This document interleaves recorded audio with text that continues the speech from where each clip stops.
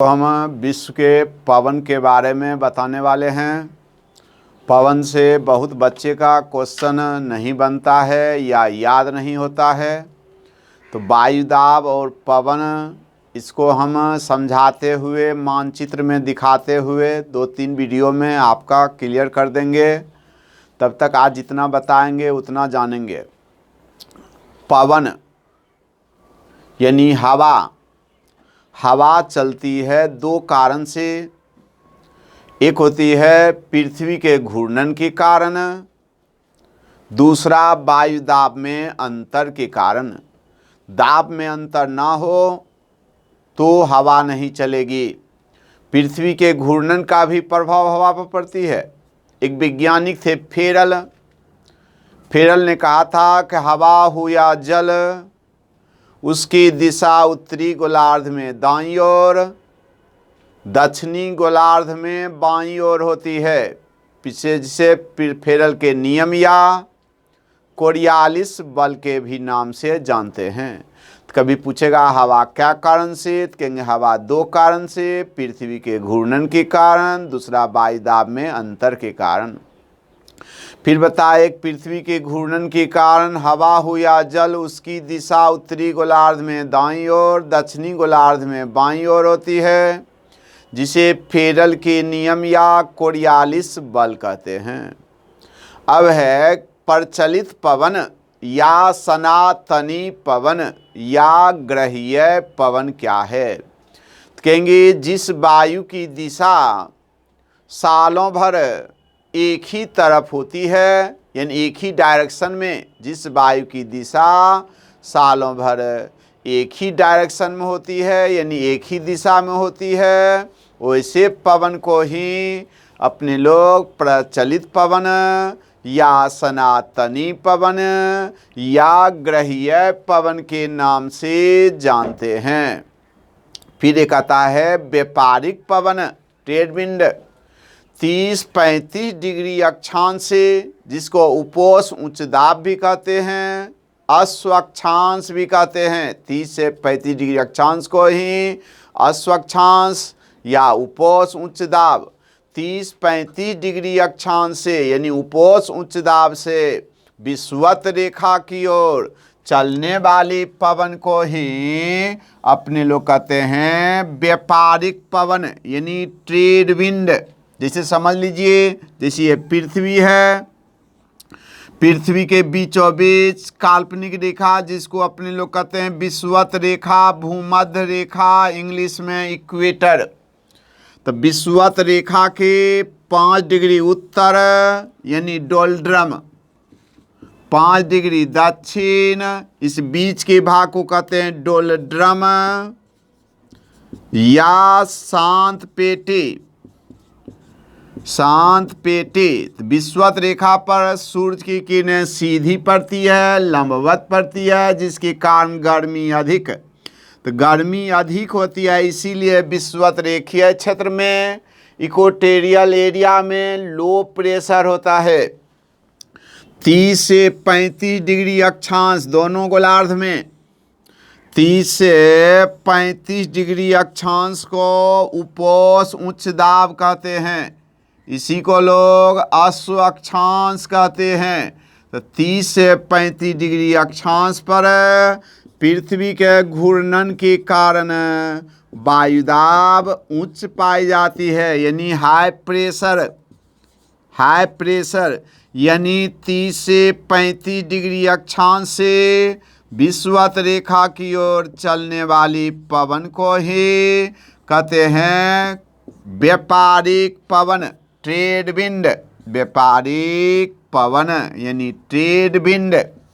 तो याद रखिएगा, जिस वायु की दिशा सालों भर एक ही तरफ होगी तो उसे प्रचलित पवन या सनातनी पवन या ग्रहीय पवन कहेंगे। 30-35 डिग्री अक्षांश से विषुवत रेखीय निम्न वायुदाब की ओर चलने वाले पवन को व्यापारिक पवन कहते हैं, इंग्लिश में ट्रेड विंड। फिर देखिए 60 से 66.5 डिग्री दोनों गोलार्ध में, नॉर्थ गोलार्ध साउथ दोनों गोलार्ध में 60 से 66.5 डिग्री अक्षांश पर लो प्रेशर होता है पृथ्वी के घूर्णन के कारण। तो जब भी हवा चलेगी तो हाई से लो की ओर चलेगी। 30-35 डिग्री अक्षांश से 60 से 66.5 डिग्री अक्षांश की ओर जो भी पवन चलेगी उस हवा को कहते हैं पछुआ पवन। पछुआ पवन, वेस्टर्न विंड, पछुआ पवन। जैसे दक्षिणी गोलार्ध में 40 डिग्री दक्षिणी अक्षांश पर चलने वाली गर्म हवा को गरजती चालीसा कहते हैं। 50 डिग्री दक्षिणी अक्षांश पर चलने वाली गर्म हवा को प्रचंड पचासा कहते हैं। 60 डिग्री दक्षिणी अक्षांश पर चलने वाली गर्म हवा को चीखती साठा कहते हैं। बीपीएससी पीटी में भी पूछा था पिछले बार, गरजती चालीसा, प्रचंड पचासा, चीखती साठा किस गोलार्ध की हवा है? आंसर होगा दक्षिणी गोलार्ध की। कैसी पवन है? तो पछुआ पवन है। तो वो व्यापारिक पवन हो या पछुआ पवन हो, सबकी दिशा सालों भर फिक्स होती है। इसीलिए पछुआ पवन व्यापारिक पवन भी प्रचलित पवन हो सकता है। प्रचलित पवन उसे भी कह सकते हैं।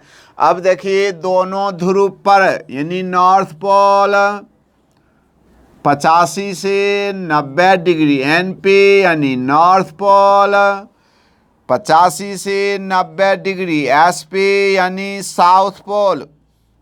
तो दोनों ध्रुव पर सनलाइट तिरछी पड़ती है और तिरछी किरणों में गर्मी कम होती है। इसीलिए दोनों ध्रुव पर सालों भर उच्च वायुदाब होती है यानी हाई प्रेशर होती है। तो दोनों ध्रुव से 60 से 66.5 डिग्री अक्षांश की ओर चलने वाली पवन को ही ध्रुवीय पवन कहते हैं, पोलर विंड। तो देख रहे हैं यानी वायुदाब में डिफरेंस के कारण भी हवा चलती है। एक होता है मौसमी पवन।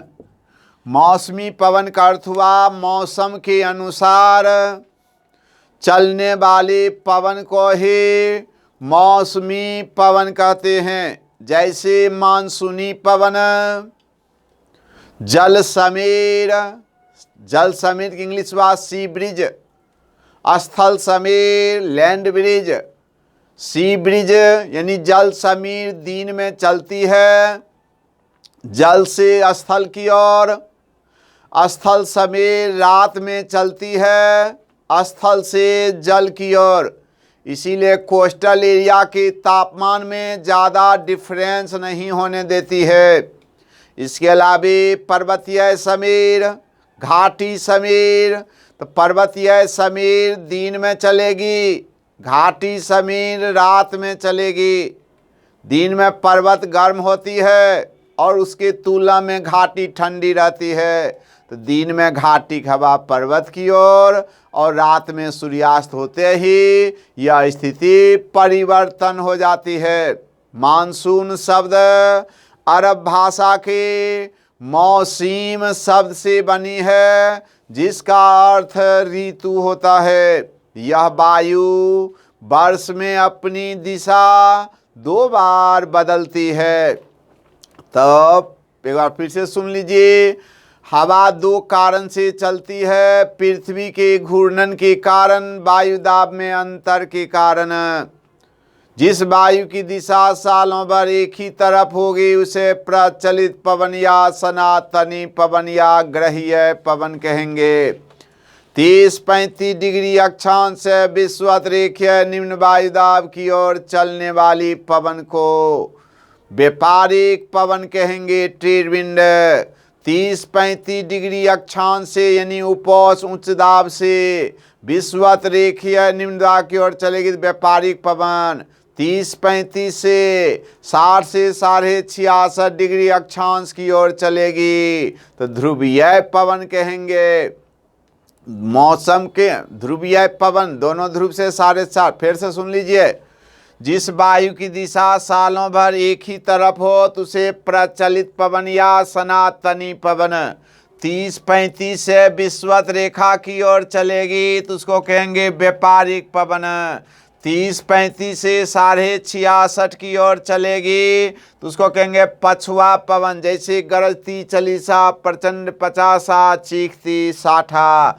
दोनों ध्रुव से 60 से 66.5 की ओर आएगी ध्रुवीय पवन। मौसम के अनुसार मौसमी पवन, जैसे जल समीर, स्थल समीर, मानसूनी पवन। मानसून शब्द अरब भाषा के मौसीम शब्द से बनी है, जिसका अर्थ ऋतु होता है। मानसूनी हवा की विशेषता होती है, यह वायु वर्ष में अपनी दिशा 2 बार बदलती है। अब है कितना जानने के बाद आपको विश्व के प्रमुख पवन सब का नाम भी याद रखना पड़ेगा, जो आपको हम दूसरे वीडियो में, पहला वीडियो में इतने ही याद रखेंगे।